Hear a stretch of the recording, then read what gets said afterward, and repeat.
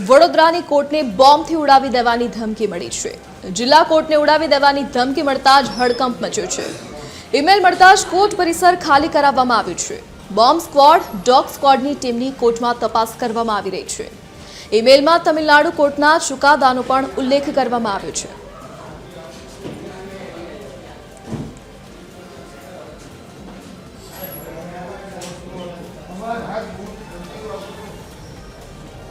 વધુ વિગતો સાથે એસોસિએટ એડિટર અમિત ઠાકોર આપણી સાથે વડોદરાથી લાઈવ જોડાઈ ગયા છે। જી અમિત, ગઈકાલે શાળાઓને બોમ્બથી ઉડાવી દેવાની ધમકી મળી હતી અને આજે કોર્ટને બોમ્બથી ઉડાવી દેવાની ધમકી મળી છે। શું કાર્યવાહી હાલ કરવામાં આવી રહી છે? જુઓ, વડોદરામાં આજે સતત બીજો દિવસ છે દહેશતનો, એ ધમકીભર્યા મેલની દહેશતનો, જેમાં ફરી એક વખત વડોદરામાં એક ધમકીભર્યો મેલ મળ્યો છે, જેમાં વડોદરા કોર્ટને બોમ્બથી ઉડાવી દેવાની ધમકી આપવામાં આવી છે। ફિલહાલ સમગ્ર કોર્ટને ખાલી કરાવી દેવામાં આવી છે। દિવાળીપુરામાં બનેલી આ નવી કોર્ટ છે અને તેમાં જે કોર્ટરૂમ છે એમાં સંખ્યા ખૂબ વધારે છે, સ્ટાફ પણ જે છે તેમાં ખૂબ વધારે છે અને એટલા માટે જ દહેશત અને ધમકીભર્યા મેલને ખૂબ ગંભીરતાથી લઈને વડોદરા પોલીસના ઉચ્ચ અધિકારીઓ અહીંયા પહોંચ્યા છે। સમગ્ર કોર્ટ પરિસરને ખાલી કરાવવામાં આવ્યું છે। કોર્ટની અંદરથી તમામ જે વકીલો છે, જજીસ છે, સ્ટાફ છે, ઉપરાંત અસીલ છે, એ તમામને કોર્ટમાંથી બહાર મોકલવામાં આવ્યા છે। આપ અહીંયા જોઈ શકો છો કોર્ટ પરિસરમાં તમામ પોલીસના ઉચ્ચ અધિકારીઓનો કાફલો છે, સાથે સાથે વકીલોને પણ બહાર મોકલવામાં આવ્યા છે। ધમકીભર્યો મેલ આજે વડોદરા જિલ્લા કોર્ટના જે રજિસ્ટ્રાર છે તેમને મળ્યો છે અને તેમાં ઉલ્લેખ તમિલનાડુના એક કેસનો છે અને તેને જ લઈને આ ધમકી આપવામાં આવી છે। જજમેન્ટના વિરોધમાં આ કોર્ટમાં બોમ્બ પ્લાન્ટ કર્યો હોવાની માહિતી અને જે ઉલ્લેખ છે એ તેમાં કરવામાં આવ્યો છે। 12 વાગ્યાનો ટાઈમ આપવામાં આવ્યો છે કે 12 વાગે વડોદરા કોર્ટને બોમ્બથી ઉડાવી દેવામાં આવશે અને તે જ ધમકીને અનુરૂપ આવા ધમકીભર્યા મેલને પગલે વડોદરા કોર્ટમાં તમામ શહેર પોલીસના જે ઉચ્ચ અધિકારીઓ છે તે પહોંચ્યા છે। અહીંયા તપાસ કરવામાં આવી રહી છે। સાથે સાથે તમામ જે વકીલો છે તેઓ પણ અહીંયા બહાર કોર્ટ પરિસરમાં છે। નીરજ જૈન છે જાણીતા વકીલ, તેમની સાથે વાત કરીશું। નીરજભાઈ, આ પ્રકારના મેલથી દહેશત ખૂબ ફેલાય છે, આજે કોર્ટનો વારો છે, કોર્ટમાં ધમકી આપવામાં આવી છે। હું એવું માનું છું કે કોર્ટનો વારો છે એ કહેવું યોગ્ય નથી, કારણ કે આવું કહેવાથી આવા પેનિક તત્વોને વધારે બળ મળશે। એટલે આનાથી પેનિક થવાની જગ્યાએ જેણે પણ આ કૃત્ય કર્યું છે આવાને સબક તો શીખવાડવો જોઈએ। આ કાયર લોકોનું કામ છે કે મેલથી કરવાનું। અમે તો એવું કહીએ છીએ વકીલ તરીકે કે આવું કોઈ પણ કરે, પોલીસને પણ અમે અપીલ કરીએ છીએ કે આવું કરે, આ પકડાય તો અમને સોંપી દો, કોઈ તારીખ આપવાની જરૂર નથી, સીધો એનો ન્યાય કરીશું। વડોદરાના વકીલોમાં અને દેશના વકીલોમાં તાકાત છે કે આવા તત્વોને સીધો સબક શીખવાડવાનો। સવાલ જ એ છે કે આ અગાઉ પણ કોર્ટને બોમ્બથી ઉડાવી દેવાની ધમકી મળી છે અને આજે પણ મળી છે, પણ આરોપી નથી પકડાતા। આરોપી નથી પકડાતા એના માટે પણ હું એવું કહીશ કે આપણે સાયબર સિક્યુરિટી તરફ જેટલા આગળ વધી રહ્યા છે, સાયબરમાં આગળ વધી રહ્યા છે, એની સાથે એ લોકો 2 ડગલા આગળ વધે છે। એટલે આપણે પણ 2 ડગલા આગળ રહી આ લોકો કાંઈથી મેલ મોકલે છે, કારણ કે હવે એવી પણ ડેવલપમેન્ટ થયું છે કે વડોદરામાં બેઠા બેઠા અમેરિકાથી મેલ આવી શકે। તો આવા જે તત્વો છે આવાને પકડવા માટે આપણે સૌએ કામ કરવું જોઈએ। જે પણ લોકોને આ આવડતું હોય એમણે પોલીસને મદદ કરવા માટે બહાર આવવું જોઈએ અને આવા તત્વોને પકડવા જોઈએ। લોકોએ પેનિક થવાની જરૂર નથી।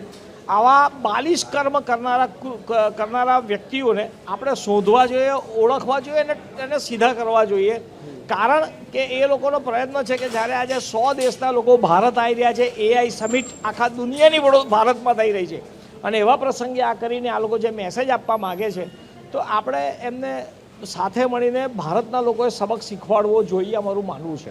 કોર્ટ રજિસ્ટ્રારને જે મેલ મળ્યો છે એમાં તમિલનાડુના એક જજમેન્ટનો ઉલ્લેખ છે, જજમેન્ટ શું છે ખ્યાલ છે? ના, એ જજમેન્ટ મને ખબર નથી અને કયું જજમેન્ટ છે એ પણ ખબર નથી, પણ જો આવા વ્યક્તિએ જજમેન્ટ સાથે જો આનો કોઈ ઉલ્લેખ કર્યો હોય તો પછી એને પણ આપણે એ લાઈન પર શોધવા માટે આગળ વધવું જોઈએ। અને જ્યારે કોર્ટમાં આવ્યું છે, હું એવું માનું છું કે કોર્ટનું તંત્ર એટલું જબરજસ્ત છે, કોર્ટમાં પણ એટલા હોશિયાર લોકો છે કે જે લોકો આવા વહીવટીતંત્રમાં આવા લોકો આને શોધી કાઢશે।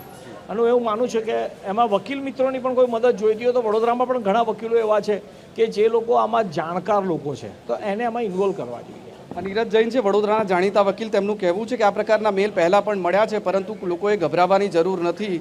વહીવટીતંત્ર એટલું સક્ષમ ને સજ્જ છે કે આ પ્રકારના ધમકીભર્યા મેલ કરીને દહેશત ફેલાવનાર તત્વોને શોધી કાઢશે.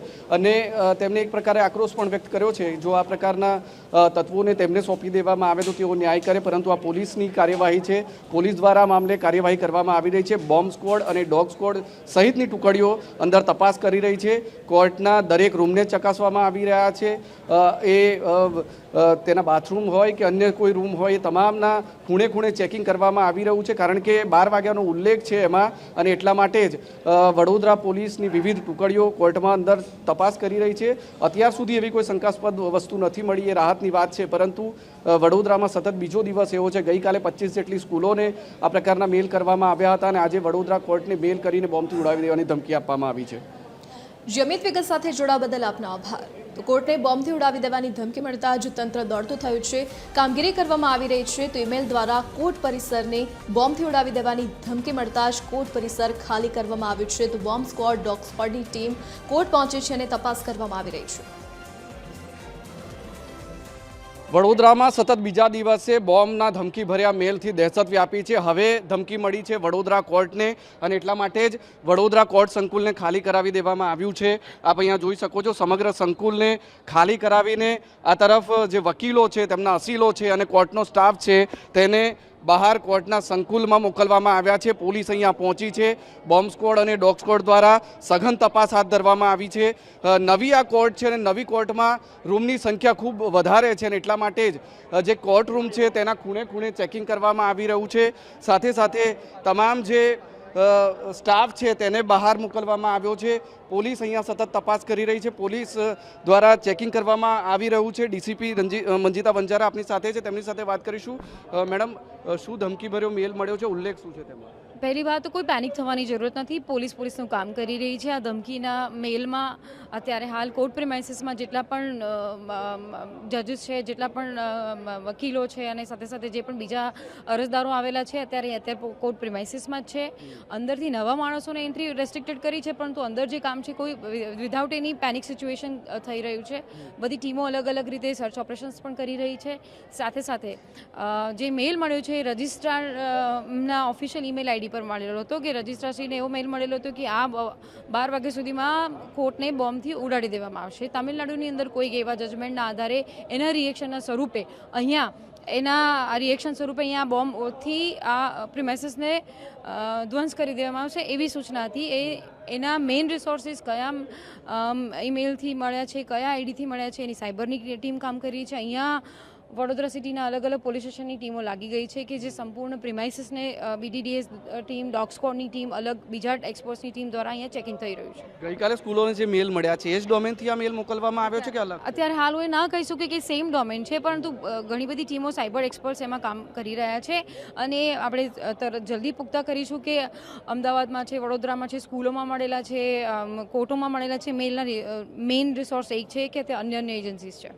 ડીસીપી સહિતના ઉચ્ચ અધિકારીઓ અહીંયા પહોંચ્યા છે, અને કોર્ટના તમામ રૂમોને ચેક કરવામાં આવી રહ્યા છે. તમામ વકીલો, અસીલો ઉપરાંત જજીસને પણ બહાર મોકલવામાં આવ્યા છે સુરક્ષાના ભાગરૂપે.